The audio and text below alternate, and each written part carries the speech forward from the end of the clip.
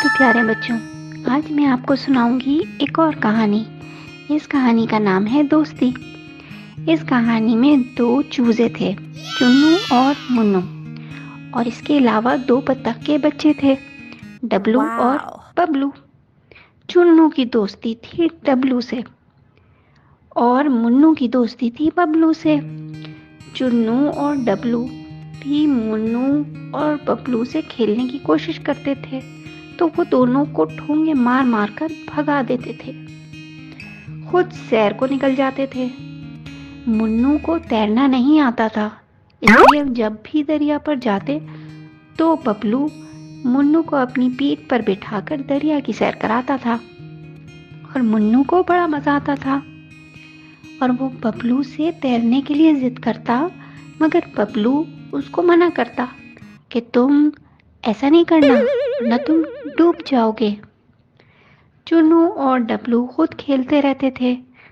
ایک دن تیز بارش آ گئی۔ یہ لوگ بارش میں خوب کھیل رہے تھے اور دریا کی طرف چل دیے تھے۔ منو اور ببلو نے بھی دریا کا رخ کیا اور ہمیشہ کی طرح اپنے ساتھ چنو اور ڈبلو کو شامل نہیں کیا، اور بارش تیز ہوتی چلی گئی اور دریا میں پانی بڑھنے لگا، اتنا بڑا کہ منو اور ببلو دونوں پانی کے تیز بہاؤ میں بہنے لگ گئے اور بہت گہرے پانی میں پھنس گئے اور ڈوبنے لگے۔ جب چنو اور ڈبلو نے دیکھا تو وہ پریشان ہو گئے اور ایک دم ان کو کچھ سمجھ نہیں آیا۔ ان دونوں کو ہمیشہ منو اور ببلو سے شکایت رہتی تھی، مگر وہ دونوں اتنے ظالم نہیں تھے کہ ان دونوں کو مشکل میں پھنسے دیکھتے اور بھاگ جاتے۔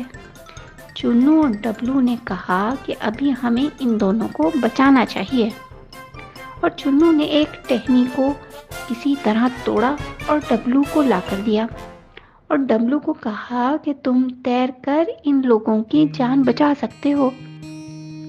ڈبلو نے ٹہنی اپنے منہ میں دبائی اور تیرتا ہوا پانی میں چلا گیا، اور دونوں کو کہا کہ ٹہنی کو مضبوطی سے پکڑ لیں۔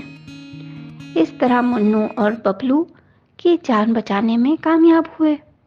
اس دن منو اور ببلو کو احساس ہوا کہ وہ دونوں کتنے غلط تھے، اور ان کو دوستی کی صحیح قدر معلوم ہو گئی، اور ان دونوں نے چنو اور ڈبلو سے معافی مانگی اور پھر سب مل کر کھیلنے اور ایک دوسرے سے پہلے بھی زیادہ خیال رکھنے لگ گئے۔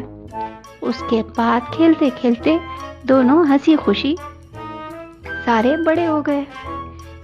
تو بچوں، سچے دوست کی دوستی سے بڑھ کر دنیا میں کچھ نہیں ہوتا۔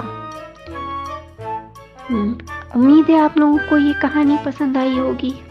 اگلی دفعہ ہم ایک اور مزیدار کہانی کے ساتھ آپ کے ساتھ شیئر کریں گے۔ تب تک کے لیے اپنا خیال رکھیے گا۔